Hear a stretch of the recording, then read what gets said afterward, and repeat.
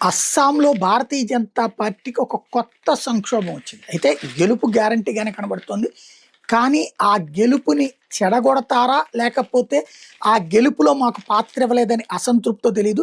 పలువురు senior BJP నేతలు తమకు టికెట్ దక్కపోవడంతో ఆగ్రహంతో ఉండటం ఒక ఎత్తైతే 20 అసెంబ్లీ స్థానాల్లో రెబల్స్ పోటీ చేస్తున్నారు. బీజేపీకి గ్యారంటీ గెలవాల్సిన రాష్ట్రం ఇది. ఎందుకంటే ఇప్పుడు 5 రాష్ట్రాల ఎన్నికల్లో బీజేపీ నేరుగా అధికారంలో ఉన్నటువంటి రాష్ట్రం ఇదే. పాండిచ్చేరిలో రామస్వామి వాళ్ళ పార్టీ అధికారంలో ఉంటే బీజేపీ అందులో పార్ట్నర్‌షిప్. మిగతా 3 చోట్ల అసలు బీజేపీ ప్రతిపక్షం. అట్లాంటి చోట్లన ఇప్పుడు జరుగుతున్నటువంటిది. దాదాపు 19 మంది సిట్టింగ్ ఎమ్మెల్యేలకి పార్టీ టికెట్ నిరాకరించడం. వాళ్ళలో పలువురు తిరుగుబాటు అభ్యర్థులుగా ఉన్నారు. కొంతమంది కాంగ్రెస్ తీర్థం పుచ్చుకున్నారు.